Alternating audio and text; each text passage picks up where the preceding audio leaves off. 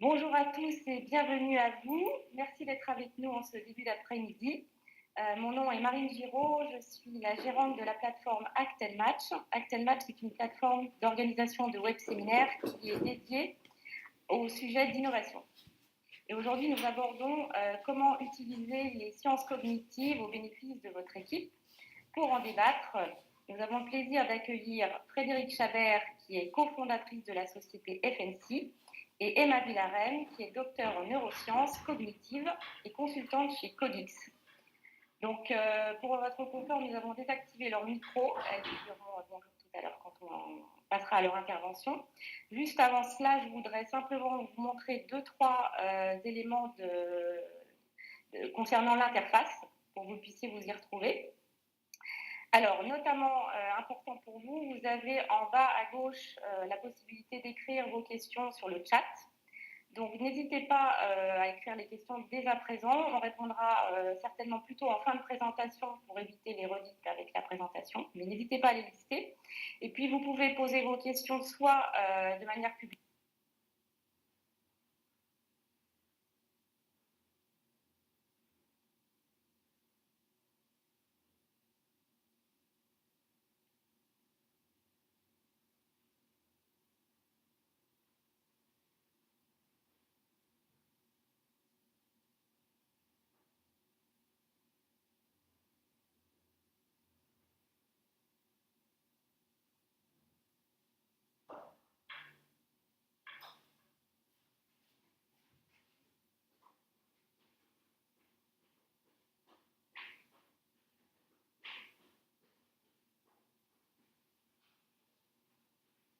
Bonjour à tous et bienvenue à vous. Merci d'être avec nous en ce début d'après-midi.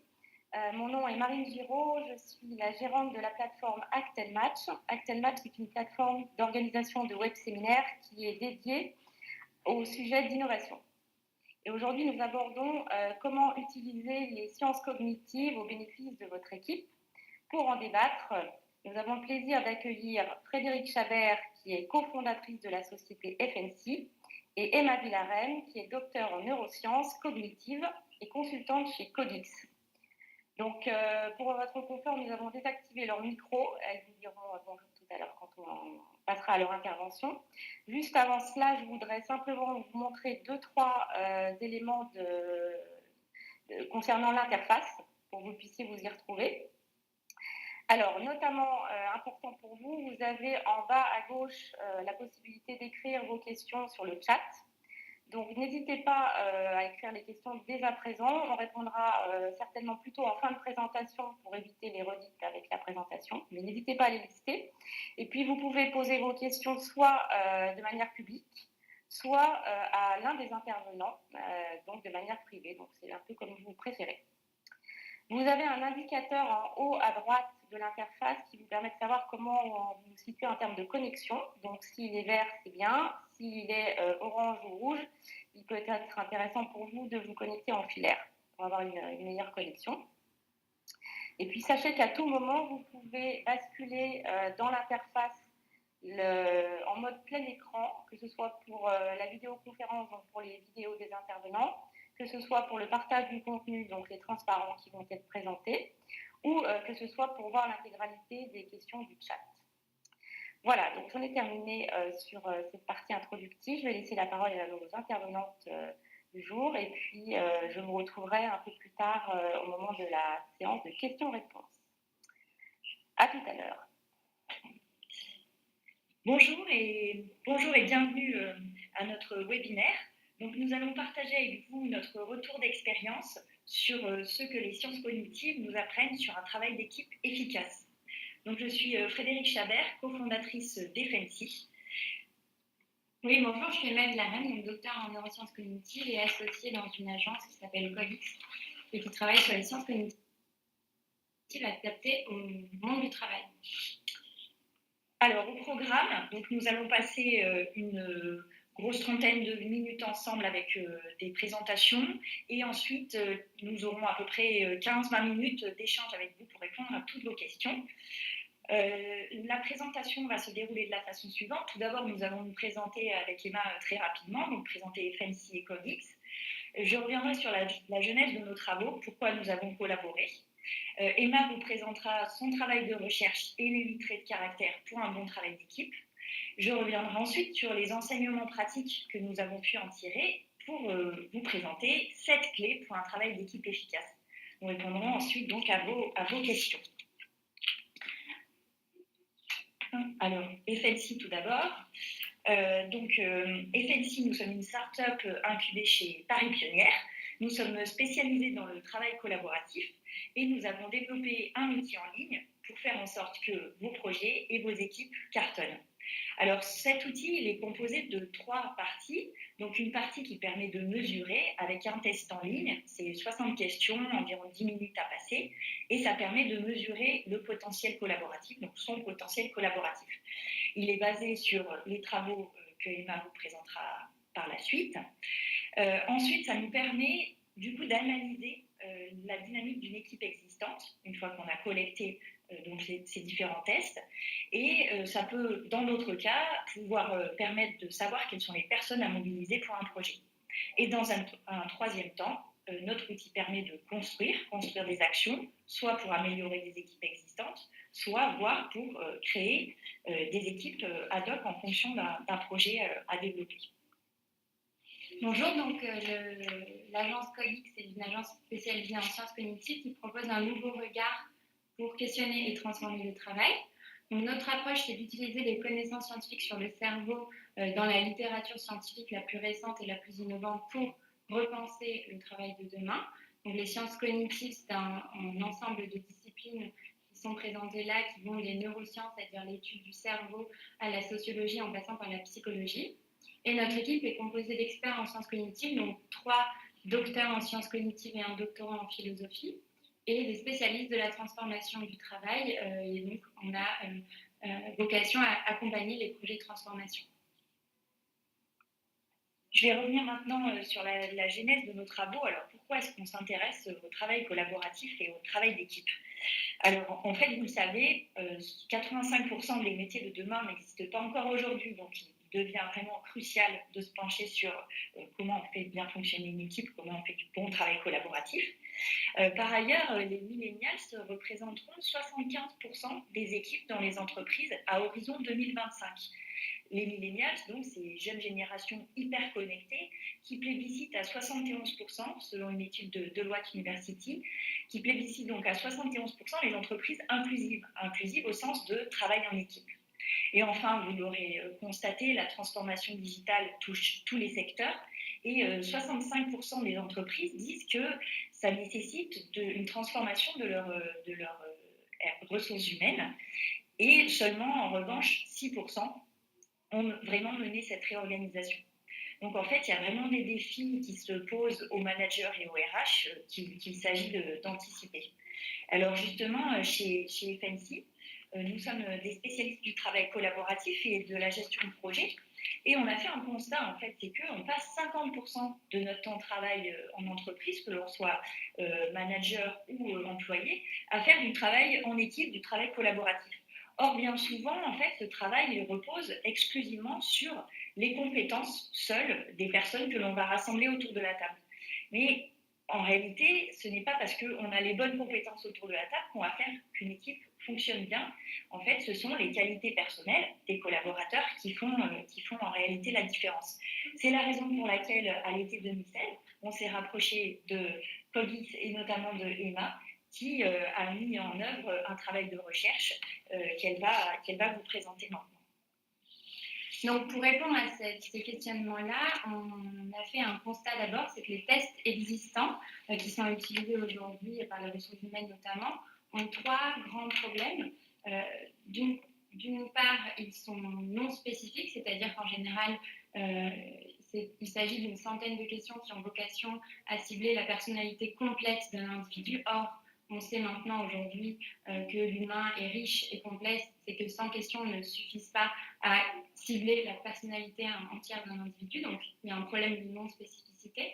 Il y a un second problème qui est un problème de simplification, c'est-à-dire que ces tests ont tendance à établir des profils types d'individus. Or, il est très compliqué aujourd'hui, à l'aide de 100 questions, d'établir de façon rigide qu'un individu est par exemple un leader ou qu'un individu est un suiveur, etc.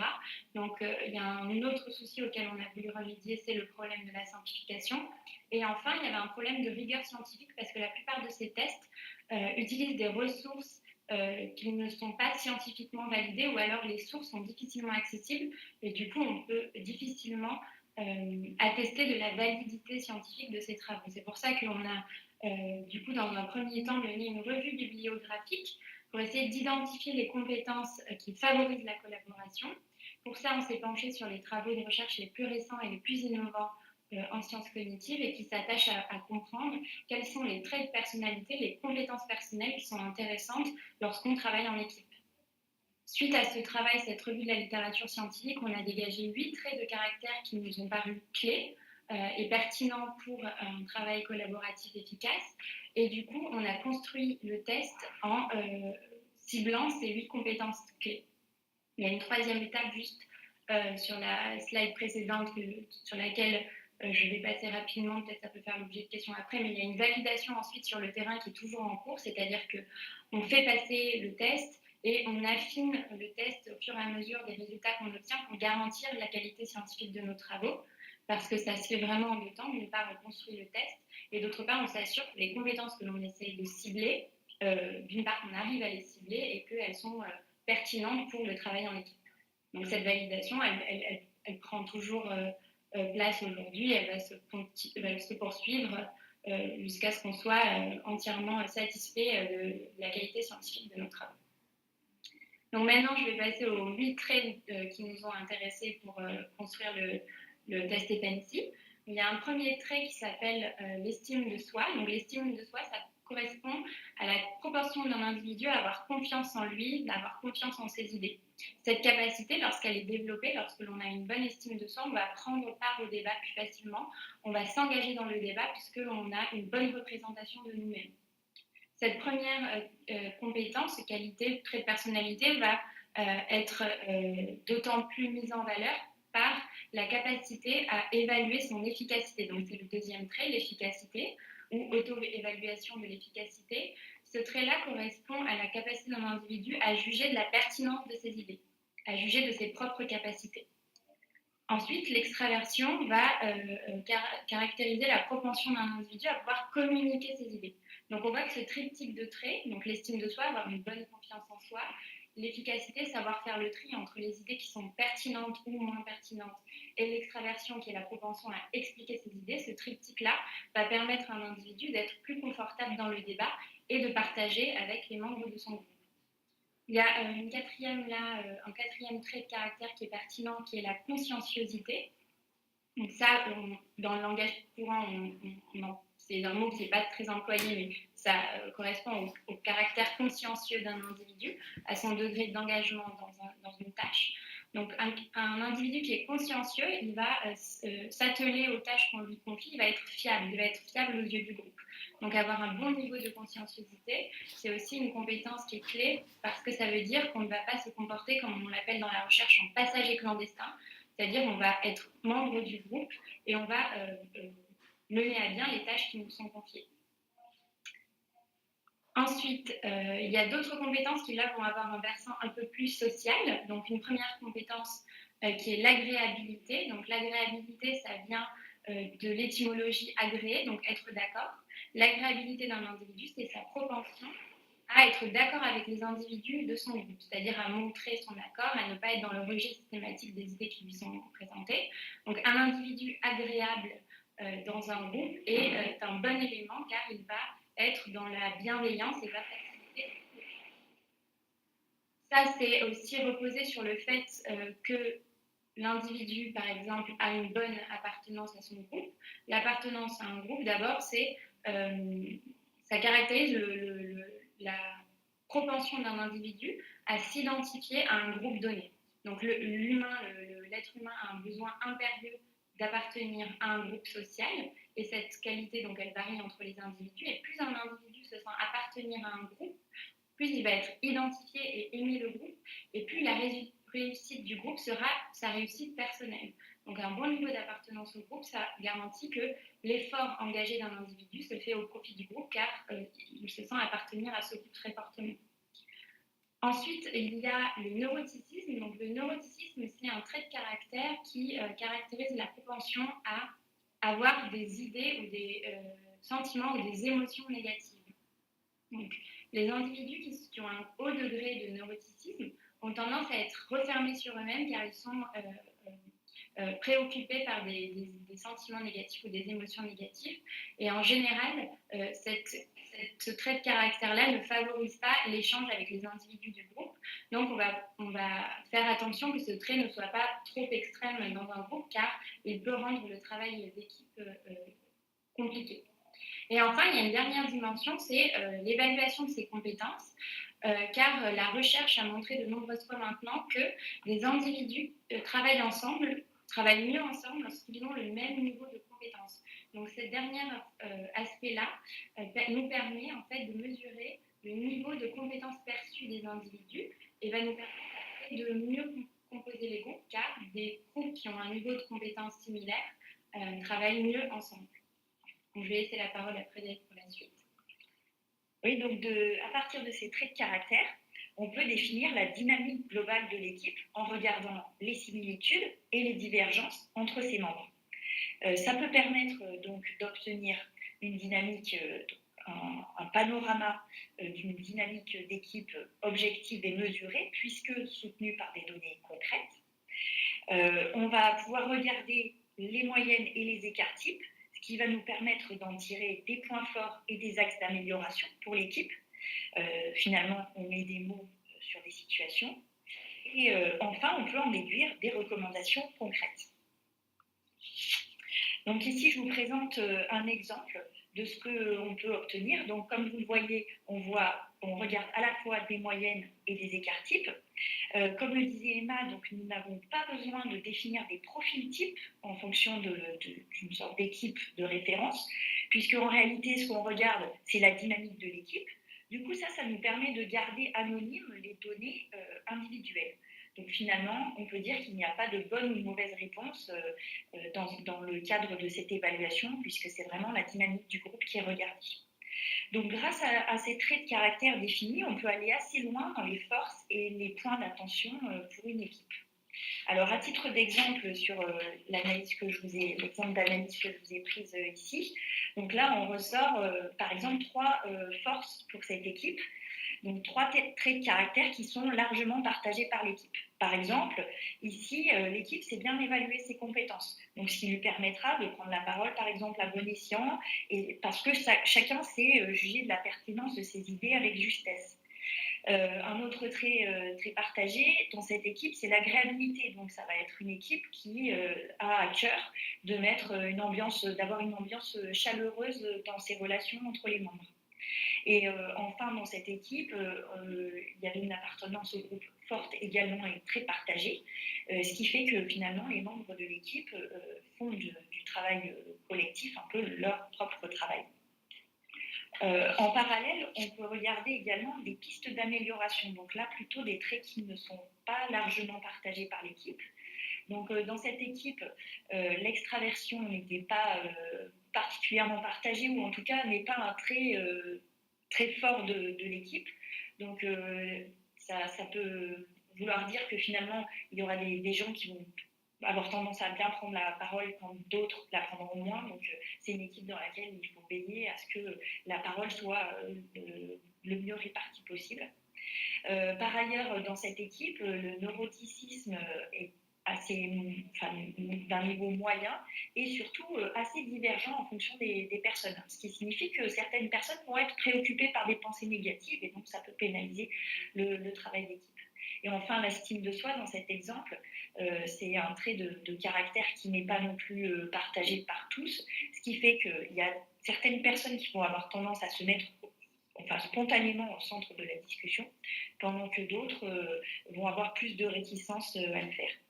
Donc, ces pistes d'amélioration donnent lieu à des recommandations pratiques. Alors, dans l'exemple que que je vous ai pris, finalement, ces recommandations, on peut venir les piocher dans soit le champ de la diffusion des idées, soit sur l'implication des personnes dans leur équipe. Dans l'exemple pris, ou bien dans les deux champs. Dans l'exemple que je vous présente ici, c'est dans le champ de la bonne diffusion des idées au sein d'un groupe qu'on va venir piocher les recommandations.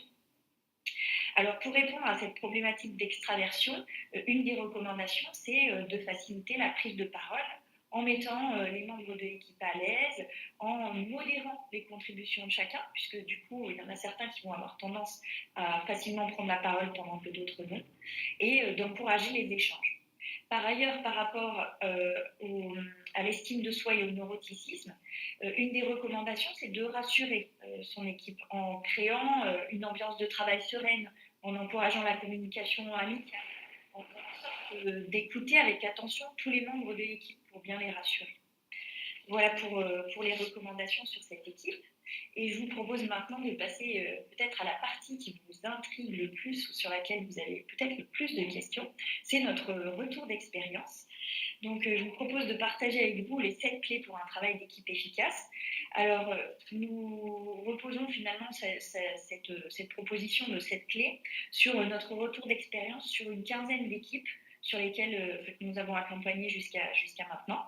Alors, ça va de l'équipe d'étudiants traducteurs jusqu'à des équipes d'ingénieurs, en passant par des équipes professionnelles dans le domaine de l'IT du numérique, jusqu'à des équipes également très opérationnelles, par exemple dans le domaine de la petite enfance. Alors, nous avons adressé pour ces 15 équipes des problématiques qui sont par exemple de l'ordre de la transversalité. Donc, j'ai un projet à mener entre plusieurs équipes, comment je m'y prends? Ça peut être également des problèmes d'ambiance. J'ai une mauvaise ambiance, qu'est-ce qui se passe? D'où ça vient? Qu'est-ce que je fais?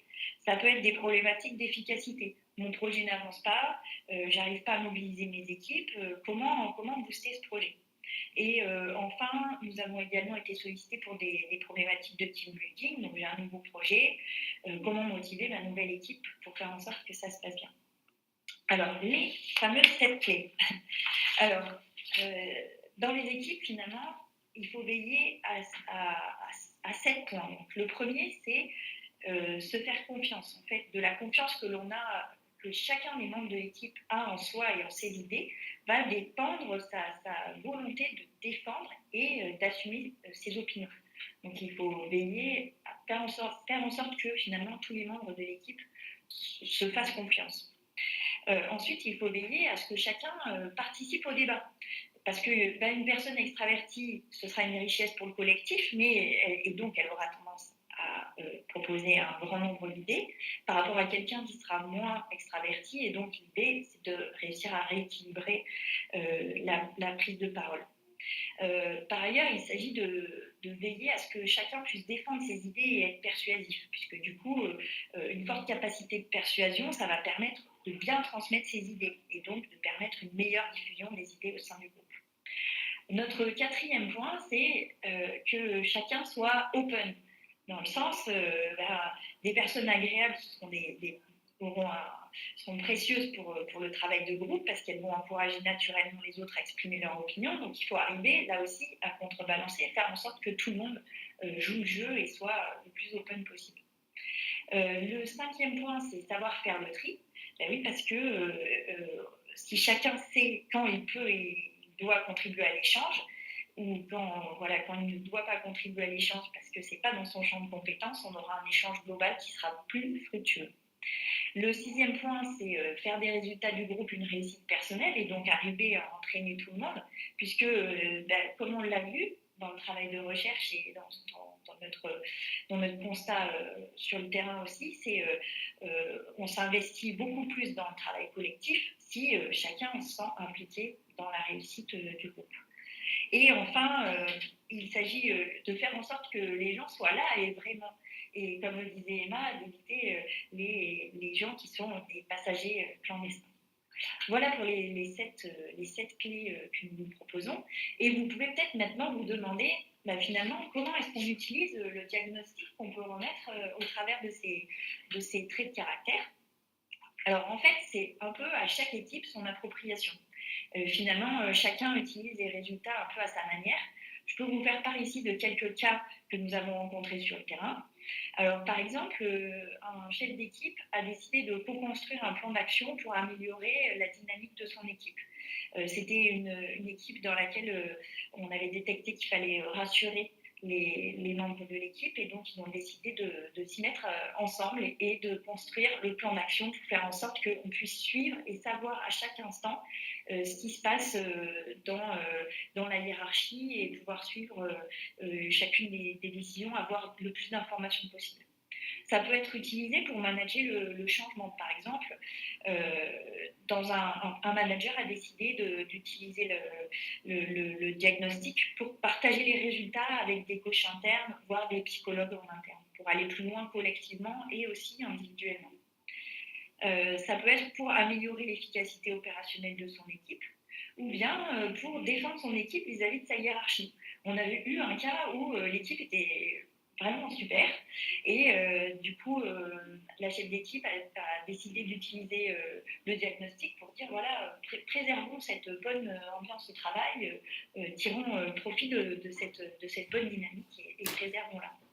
Ça peut être également pour renforcer la cohésion, notamment sur les équipes opérationnelles qui ont l'habitude de pas mal travailler sur des sujets où ils vont adresser des problèmes du quotidien.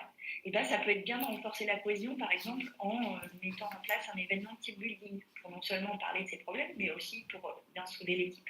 Ça peut être également pour faire évoluer les plans de formation ou d'accompagnement. Et il y a sans doute encore d'autres cas d'usage que nous n'avons pas encore été amenés à étudier. Voilà pour ce retour d'expérience. Nous en sommes arrivés à la fin de notre présentation. Et du coup, nous tenons à votre disposition pour répondre à vos questions. Et en tout cas, merci de votre attention.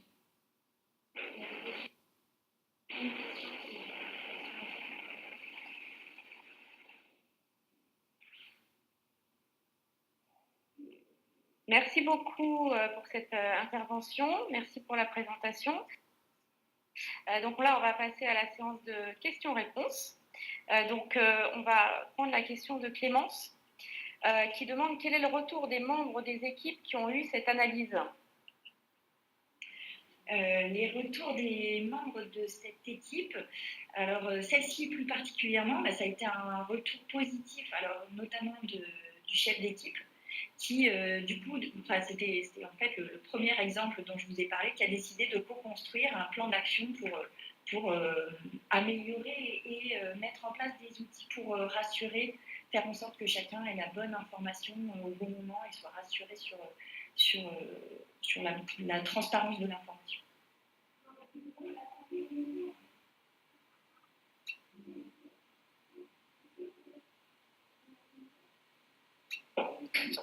Je rebranche mon micro. J'ai une autre question sur... les questions sont en train d'affluer en fait. Le manager est-il lui-même partie prenante en faisant le test? Et oui, ça c'est une bonne question en effet. Oui, le manager est partie prenante. Est-ce que c'est même parfois lui qui est à l'initiative du test? Qui est-ce qui en fait est légitime pour demander ce test? Alors ça peut être différentes personnes qui sollicitent le test. Ça peut être un manager, ça peut être un chef de projet, par exemple transversal dans un grand groupe, ça peut être à l'initiative des DRH aussi. Et en attendant que les questions arrivent, puisqu'elles sont en train d'être tapées, est-ce qu'il faut s'attendre à des réticences de la part des membres d'une équipe pour la mise en œuvre de ce test? Et comment c'est géré le cas échéant? Oui, pour l'instant, on a sur les 15 équipes, donc à chaque fois c'était des équipes de 15-20 personnes, on n'a pas eu de réticence à part une seule personne qui vraiment, pour des questions de situation personnelle, a décidé de ne pas faire le test. Et d'ailleurs, c'était une personne qui n'était pas vraiment dans l'équipe à plein temps en tout cas. C'est vraiment un choix personnel. D'accord, donc c'est plutôt assez rare finalement de ce qu'on entend de votre réponse. Alors une question qui demande, votre modèle semble faire l'impasse des interrelations dans son environnement entre les membres de l'équipe et au-delà. Ai-je bien compris? Alors moi je ne suis pas sûre d'avoir bien compris la question en l'occurrence. Je pense que c'est les interrelations dans son environnement. Donc, il y a certaines questions qui vont aller toucher du doigt cette question-là. Par exemple, le degré d'appartenance au groupe, c'est bien relatif aux autres individus du groupe. Mais sinon, la majorité des compétences sont des compétences propres d'un individu qui va être capable, dans un groupe, de délivrer ses idées, d'avoir confiance en ses idées, de participer au débat. Donc, c'est vrai qu'il y a plusieurs traits qui sont caractérisés comme étant des traits personnels, mais la littérature scientifique montre que ces traits-là sont déjà pertinents pour déterminer à quel point un individu va être à l'aise dans une interaction collaborative. Il y a certains traits comme l'appartenance au groupe qui vont cibler la relation au groupe, mais ce n'est pas le cas de tous les traits en effet. Oui. Alors une question sur le retour des résultats, parce qu'il y a des résultats au niveau individuel et collectif. Comment ça se passe quand on a un retour individuel? Qui fait le retour aux salariés? Oui, alors on a eu différents cas. On a notamment travaillé on a accompagné la ville de Paris. Et là, c'était des équipes plutôt opérationnelles. Et dans ce cas, on est allé... D'abord, il nous a été demandé que les gens ne reçoivent pas instantanément les résultats, parce que c'est vrai qu'on les reçoit de manière brute, comme ça, si on n'a pas l'explication des mains sur les traits de caractère, on peut ne pas nécessairement bien percevoir ce qui est dit. Et donc ça, c'est le premier élément de réponse. Et par ailleurs, donc ça c'est pour les résultats individuels, on a ouvert ensuite la possibilité à chacun de pouvoir recevoir ces résultats. Sinon, ils sont accessibles en ligne. Si vous passez notre test sur epensi.fr, vous pouvez automatiquement recevoir vos résultats. Ça, c'est le cas courant, et en tout cas, il est accessible en ligne. Et après, sur les résultats collectifs, ce qu'on propose, c'est de faire d'abord une restitution aux managers, aux chefs d'équipe, aux chefs de projet, pour pouvoir discuter du constat, et ensuite, dans un second temps, de faire une restitution à l'équipe pour pouvoir discuter plus largement des constats, voir s'ils sont partagés. Alors, autre question, comment utilise-t-on concrètement le test pour constituer une nouvelle équipe? Oui, donc, en fait, le test va permettre de répondre sur le volet comment l'équipe va s'entendre le mieux possible. Donc, mettons qu'on veuille faire une équipe transversale, donc on peut toujours se baser sur les compétences, et d'ailleurs c'est ce qu'on est en train de travailler sur intégrer les compétences à notre modèle existant. Et notre outil actuel peut permettre de faire en sorte que les gens s'entendent le mieux possible. Donc, on peut faire des suggestions sur, disons, l'équipe idéale.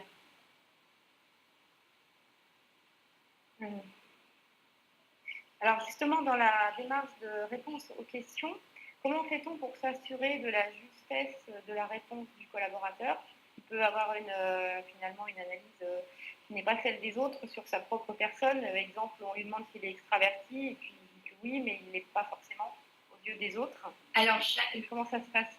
Oui, on va essayer d'appréhender chaque trait de personnalité à travers une question qui est comme ça un peu brute et un peu explicite, mais à travers des mises en situation. Par exemple, pour le niveau d'extraversion, on va non pas demander à un individu « êtes-vous extraverti ?», mais lorsque vous êtes en public, est-ce que vous avez tendance à prendre la parole? On le met en situation et on lui demande de répondre et de rendre compte de ses différentes capacités. La plupart des questions sont des mises en situation vraiment. Donc après, il y a un biais qu'on rencontre de façon systématique, qui est le biais de la perception que l'on a de lui-même. Donc ça, ce serait le même cas si on a un entretien avec quelqu'un et qu'on lui demande s'il est extraverti, il va répondre que oui, mais peut-être que de la perception des autres, ce ne serait pas le même niveau. Mais voilà, on essaye de mettre en situation pour essayer d'appréhender ces traits-là de la façon la plus fine possible. Ok, très bien, oui. Quelle est la solution pour mettre en évidence ses compétences personnelles donc au cours du test? Oui, alors oui, je pense que c'est la suite logique de la question précédente, en fait, sur comment on constitue une équipe finalement à partir de notre test. Donc ça, c'est un aspect sur lequel on est en train de travailler. Donc on développe aussi la suite finalement. c'est comment on vient coupler le fait que l'équipe s'entende bien avec les compétences. Et donc, je pense que la meilleure réponse, c'est qu'on est en train de construire cette partie-là et que ça nous intéresse bien d'en échanger avec la personne qui pose la question pour voir comment interfacer compétences et équipe qui fonctionne bien. Bon, j'espère que ça répond à la question de la personne qui l'a posée. Bah, écoutez, la personne peut poursuivre dans sa question si elle souhaite avoir un complément, on va avoir un petit peu de temps. En quoi vous différenciez-vous du MBTI pour la création d'une nouvelle équipe ? Je pense que la différence majeure, d'une part, je ne sais pas pour le parti composition d'équipe, mais sur la partie test, la différence majeure, c'est que d'abord, on cible une compétence qui est très spécifique. Donc, c'est la compétence de travail collaboratif et on ne cible pas la personnalité intégrale d'un individu. De ce fait, du fait du nombre de questions qu'on a dans notre test comparé à ces tests-là, on est un peu plus fin puisque l'ensemble de nos questions ont pour but de cibler cette compétence de travail collaboratif. Et ensuite, le profil, on n'établit pas justement des profils types qui sont très rigides, qui sont du coup constitués en amont. On va dire les personnes qui ont tel score et tel score vont être tel profil. On est plus souple dans notre approche puisqu'on regarde vraiment la variation sur les traits indépendamment les uns des autres, sans essayer de mettre les individus dans les cases. Mais pour la partie test sur l'individu, c'est la différence majeure. Pour la composition des équipes,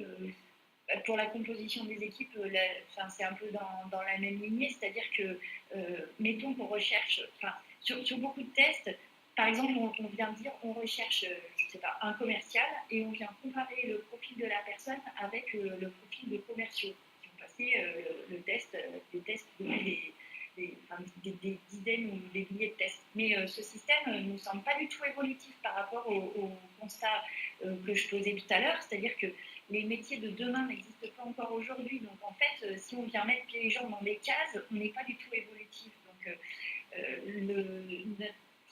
ce système que Emma a élaboré pour nous semble beaucoup évolutif par rapport à la constitution des équipes, du fait qu'il regarde la dynamique et non pas un profil par rapport à une référence. Oui, on remet en perspective le profil de la personne en fonction de l'équipe à constituer. Donc, en effet, on sort finalement d'un cadre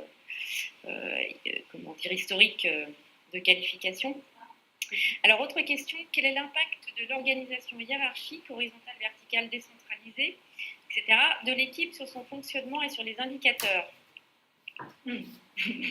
C'est complexe cette question. Alors, décortiquons-la. Donc, l'impact sur la hiérarchie, c'était ça? Je n'ai pas la hiérarchie. Sur l'organisation hiérarchique, en fait, si c'est une organisation plutôt verticale, horizontale ou décentralisée, est-ce que ça va avoir un impact sur le fonctionnement de l'équipe et sur les indicateurs? Non, alors dans les cas pratiques qu'on a eu à analyser, c'était soit des équipes donc opérationnelles, soit parfois c'était des équipes, par exemple, de responsables d'équipe. Donc on peut aussi regarder quelle est la dynamique de l'écosystème hiérarchique aussi entre eux. Donc je ne sais pas si ça fait sens par rapport à la question et si ça y répond. N'hésitez pas à interagir. On aura peut-être un complément de question tout à l'heure. Est-ce que le test individuel reste valable si on change d'équipe? Est-ce que le test... Oui, il reste valable seulement. Après, le critère pour mettre les gens ensemble, ça va être d'avoir des équipes qui sont homogènes entre elles. Donc, un individu peut trouver... un individu qui change d'équipe peut trouver une équipe dans laquelle il fonctionnera bien, du moment que les gens partagent un niveau... similaire de compétences. C'est ce qu'on préconise pour assembler les individus. Donc bien sûr, ça vaut pour la plupart des critères valent si on prend le test individuellement. Et sur la question, par exemple, de l'appartenance à un groupe, c'est bien d'avoir un groupe qui est existant ou qui est défini. Donc, ce critère-là peut varier du coup, en fonction des groupes, mais le test reste valable sinon. Ok. Autre question, quels sont les outils pour faire évoluer une équipe qui aurait du mal à fonctionner ensemble? Oui. Dans le cadre d'une équipe déjà constituée. Oui. Les réponses sont multiples parce que déjà ça dépend du constat qu'on pose sur l'équipe, en fait, de ce qu'on vient mesurer, et ensuite de comment l'équipe s'empare de ce diagnostic, en fait. Et on se rend compte à chaque fois que c'est vraiment très différent en fonction du manager et en fonction de l'équipe. Donc la réponse n'est pas unique, en fait, à cette question. Bon. Oui, c'est en fonction de comment le manager va utiliser finalement les résultats du test. Et même comment les... Est-ce que... Justement, la question qui suit, c'est est-ce que ces résultats permettent des échanges au sein des équipes? Oui, définitivement. Parce que du coup, déjà, si on a bien reçu ces résultats individuels, si on a souhaité les recevoir, déjà, ça permet de se positionner soi-même par rapport à l'équipe. Donc déjà, ça en apprend sur soi-même, dans son collectif, dans son environnement de travail. Et puis ensuite, on lance les échanges parce qu'on vient partager les résultats avec l'équipe. Et donc, voilà, ça permet de voir mais qui sommes-nous. Et donc, ça engage de fait les échanges. Comment faire en sorte que les membres de l'équipe aient une bonne estime de soi? Oui, c'est une question. Oui, ça c'est une question qui est assez difficile. Donc là, par exemple, notre partie du travail dans la constitution du test, c'est pas un travail non plus de coach. En tout cas, notre partie du travail, c'est pas une partie de, ça consiste pas à coacher les gens. Donc il y a des sortes de conseils comportementaux qui sont générés lorsqu'on remplit le test. La meilleure façon d'avoir une bonne estime de soi, c'est de se rendre compte de ses succès. Après, c'est une prise en charge des personnes qui vont un peu plus loin que... Ouais, souvent, nous, ce qu'on constate, c'est que souvent, il y a un relais qui est pris, notamment si on s'adresse à des grandes entreprises, c'est pris en interne par des coachs internes, par exemple, voire des psychologues internes. Après, du côté FLC, on a constitué un réseau de coachs qui peuvent aussi accompagner des structures qui souhaitent aller plus loin sur ce trait qui est vraiment très personnel, en fait.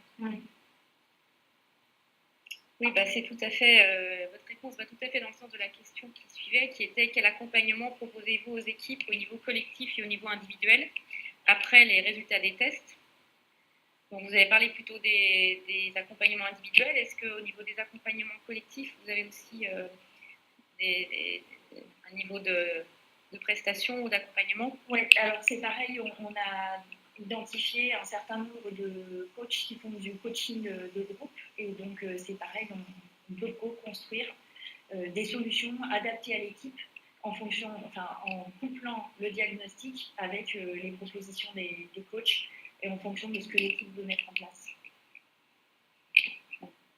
Est-ce qu'il est possible de suivre une équipe dans la durée avec votre accompagnement? Alors, ça, c'est quelque chose qu'on n'a pas encore fait, de faire un test avant, pendant, après, par exemple. On n'a pas encore eu l'occasion de le faire, mais ça pourrait être intéressant de mener cette expérience. Après, il y a certaines compétences qu'on cible qui sont censées être des compétences qui sont plutôt stables. Par exemple, le niveau d'extraversion d'un individu, a priori, même si ça peut être modulé par le contexte, s'ils se sentent plus ou moins à l'aise en Europe, etc., c'est des traits qui vont être tendance à être stables. Et c'est pour ça que le test est aussi bien conçu, c'est ce ne sont pas des traits de caractère qui sont éminemment contextuels. Il y a juste la facette d'appartenance au groupe qui dépend du groupe, mais mais ce trait-là peut être...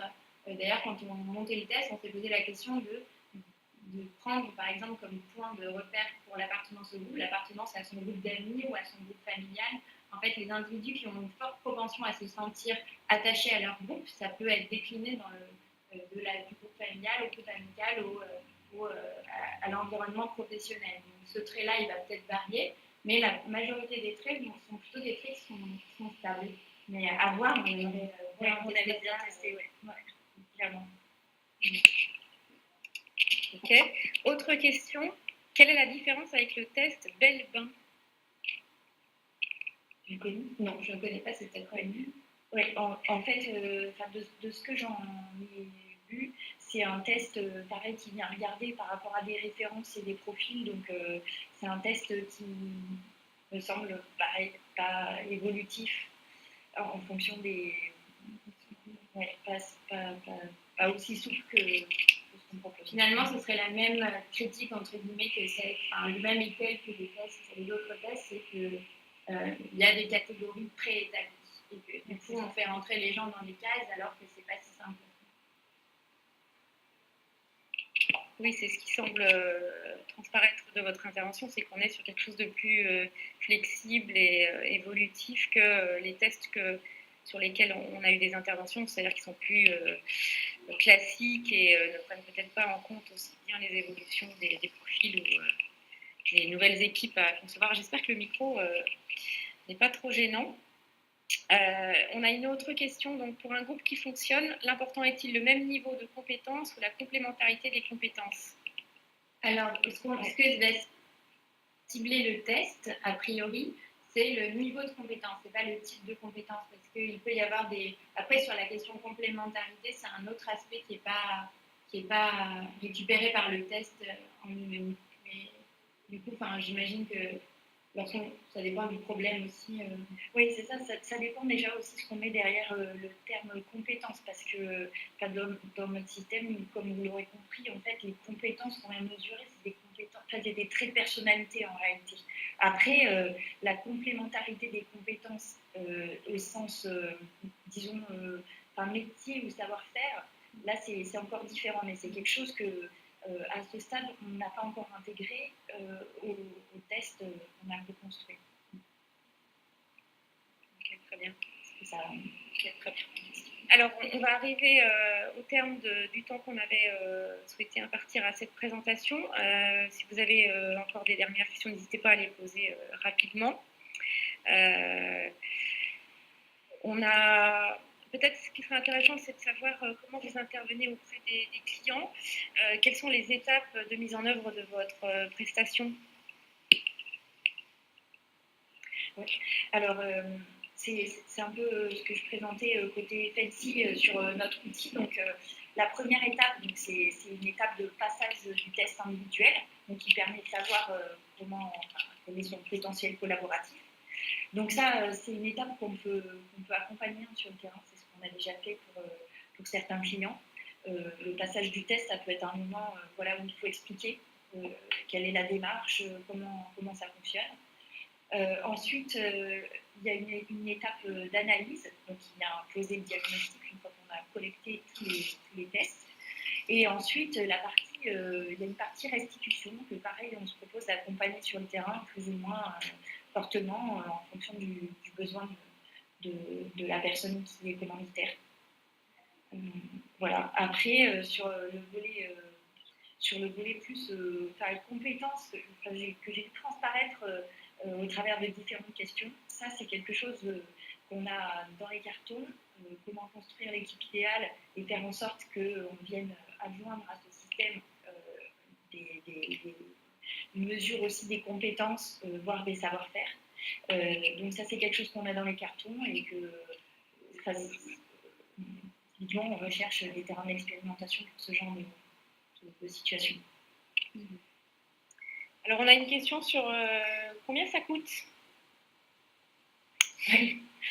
Alors on a fait un tarif qui est ramené au coût par personne et qui est dégressif en fonction du nombre de personnes dans l'équipe.